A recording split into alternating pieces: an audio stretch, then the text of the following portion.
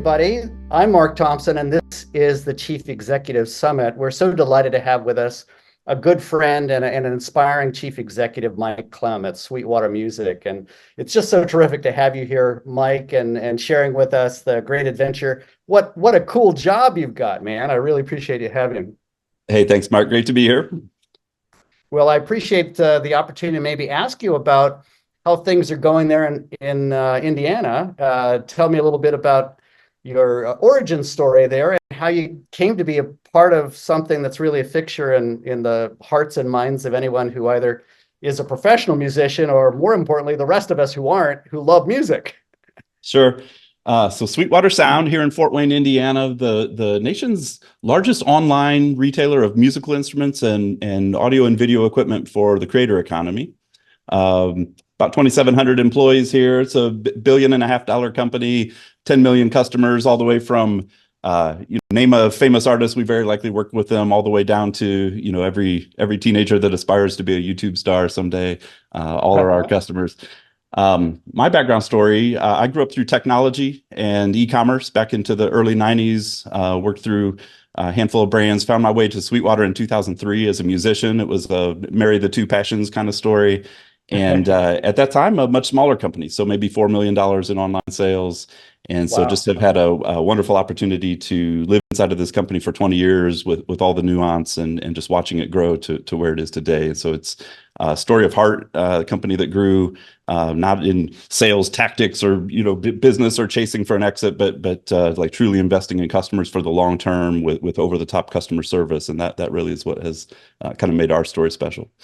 Well, I feel that sense of culture, if you ever have an opportunity to visit their showroom store, it is a feast.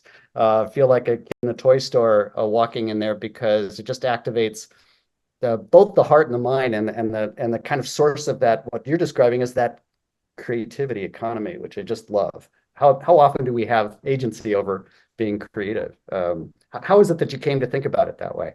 There's really a handful of things that we would call first principles or values of this company. And one is the entire business model is based out of one-to-one relationship. So this is not pure play e-commerce, but this is taking the long view with the customer and saying, we're not in it for any one transaction, but for a lifelong journey through music and lifelong purchases. And so we invest deeply in these one-to-one relationships, what we call sales engineers, these men and women recruited from all over the country who are really coming with a servant heart and building relationship over the phone calls, not just a website. And so that's kind of the main pillar. And then the other would be just adding more value. So we invest deeply into this free 2-year warranty or tech support or interesting things we do with guitar inspection. We want you to get more value, over the top in value when you shop with us. And again, just investing in that lifelong value to retain these customers forever and ever. When you think about the origin of the company and your founder, could you talk a little bit about that story, about how it came to be Sweetwater? Yeah. And then So our founder, be a picture there. Chuck Surack founds the company in 1979. The kind of fun and now famous story in the back of a Volkswagen bus as he was touring the country as a professional musician, but he also was pioneering some of the very early music technology, just as synthesis and kind of recording technology was really exploding open. And he just became known as this guy in Indiana who knew the gear more than anyone else. And all of a sudden the phone is ringing and it's these very famous artists, pro studios. And so uniquely, we kind of, if the industry is a pyramid, we started at the top. Most companies start at the bottom with these very, very serious and professional artists. And it just kind of grew from there. It evolved into retail. Originally was more of a recording studio and services. And again, like the important part of that story is like it was always about just helping friends and taking a very human and relationship-based approach. And that's really where it all started.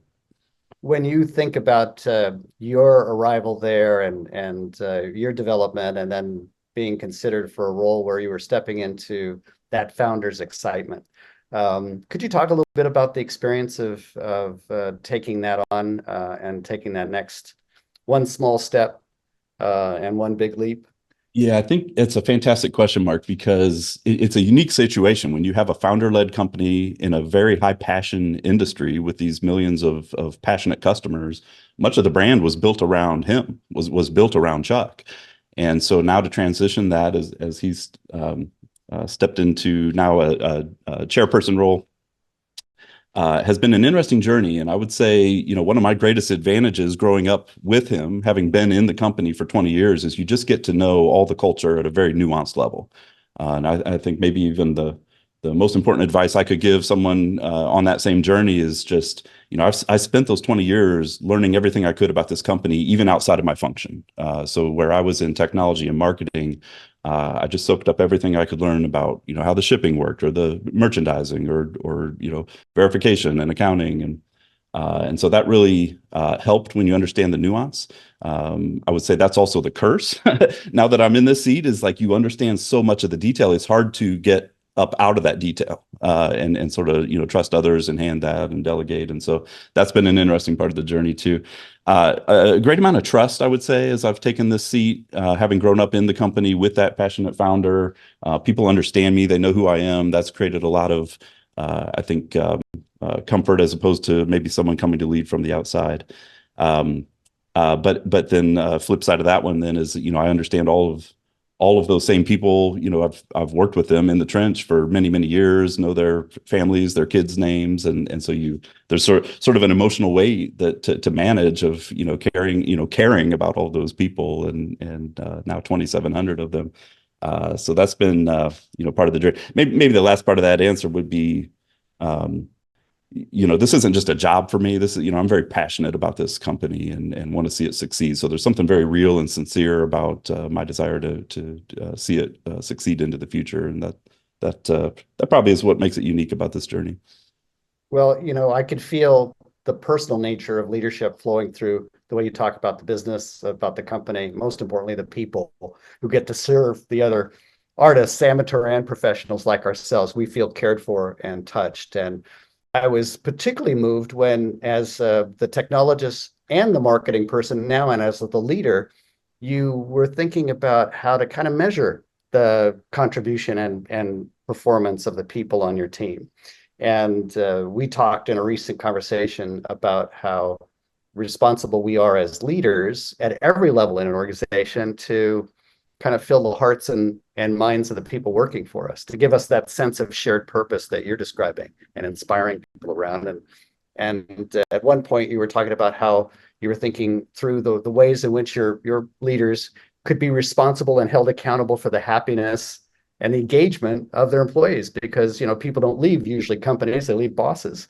Could you talk a little bit about thinking that through and how that really influences your leadership? Yeah, we, again, back to the Sweetwater culture, very, very similar to a Chewy or a Zappos, maybe as a reference point. It's the entire motion here is based on just over the top customer service and just like truly caring for these customers as human beings and doing the right thing. That's our core North Star for us.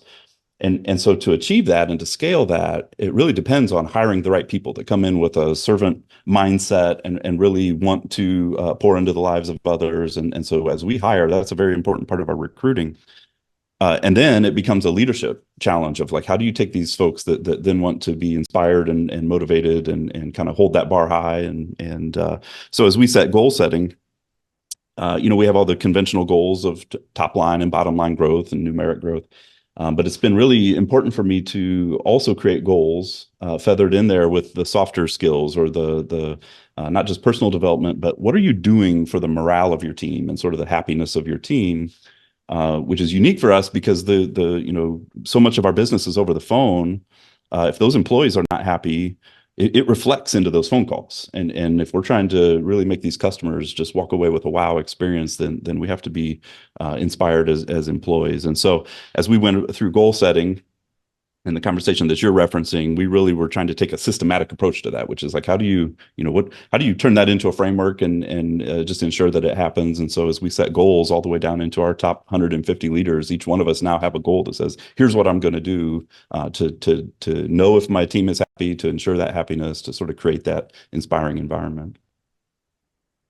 That's heartwarming, and it's in your enlightened self-interest and in the interest of everybody that you're touching with that level of engagement. And you've seen your engagement scores just continue to increase as you've stepped into the role.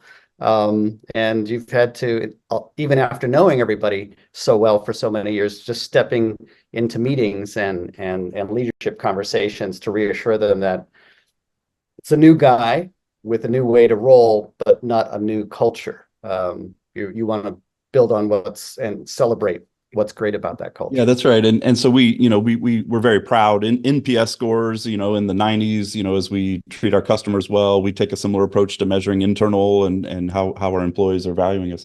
But you're absolutely right, Mark. It's got to be a very proactive approach. It doesn't happen by accident, and it takes a great amount of energy to invest into a culture like that. And as you scale and rapidly scale, like this company is growing, 20% year over year, it takes a lot of energy from leaders to make sure that culture holds true. And do you really understand what those core culture and value and principles are? And so we spend a lot of time passing that down into the fabric that we're all a part of here in this culture. It really occurs to me that it may seem a cliche to say that we're passionate about our work and that you have to do what you love. But the truth of the matter is you can't play the long game or do the deep work or be resilient or serve people unless you have that well of energy that comes from believing in what you're doing and who you're doing it with. And I feel well that. said. Yeah. Well said. When we talk about how you now also as CEO have to, I call it the languages of the CEO in a sense, because there's so many different cultures of the people who are our stakeholders. So you've got many different types of customers, whether you're doing bands or a really high-powered professional celebrity gig down in the studio. You have that internally in the sense you've got the sales team that's out there touching customers. You've got the people who've got to deliver. You now also have the investors, the board of directors. You have private equity there as well. Could you talk a little bit about thinking through the nature of the differences in those many relationships that you're stewarding? Yeah, that's great. And maybe I would answer it this way. We talk a lot about being a company with a heart. And so we sometimes get on a whiteboard, we draw a heart in the middle, and then we draw these lines out to what are all those stakeholders and how do we think intentionally about each one of those, because how you show up with heart to each group can look very differently. And so obviously we have customers, we have employees. We think a lot about our community. Here in Fort Wayne, Indiana, we also have other smaller footprints around the country. And so we have a roadmap. We actually have a protected time to say, okay, it's important for this company to show up and show heart to this community. Here's the 5 things we're going to do this month, and what's the measure of success, and how do we know it's working? We do that on each one of these dimensions. You mentioned stakeholder, investors and having a board now. That is new for us. So in our 45-year history, we've spent 43 years of those founder-led, and so this is a new rhythm for us to have now investors and stakeholders. And obviously there's a kind of a financial outcome that now is part of our definition of success. But what's been interesting there, Mark, is helping them understand the heart story. We've been able to partner with private equity that really does understand that story. They're great people.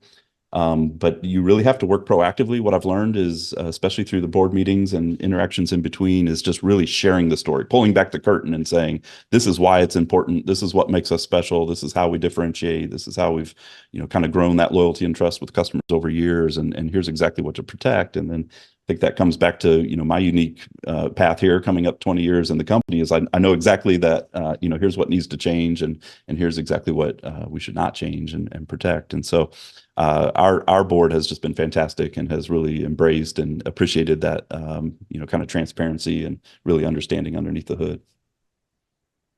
Well, I'm impressed at how you were able to really seek that heart and soul for the culture of the company, and then remembering that is truly the differentiator that distinguishes you from your competitors and distinguishes you on any stock exchange if that were to happen someday, or among investors. And hey, that's the secret sauce. And you were able to share it with them.